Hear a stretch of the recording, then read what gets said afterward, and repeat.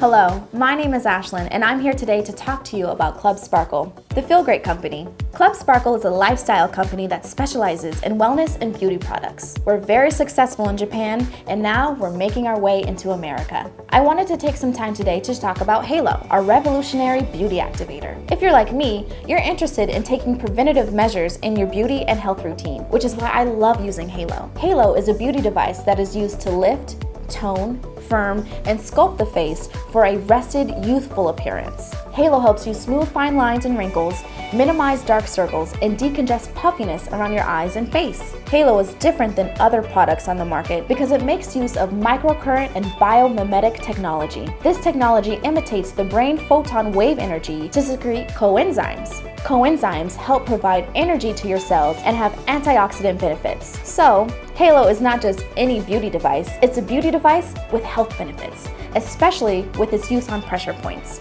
As you can see, Halo is so convenient in the size of a pen, which makes it easy to travel with and use multiple times throughout the day. It is battery operated. The battery chamber is right here. Simply press on the power button and the device turns on.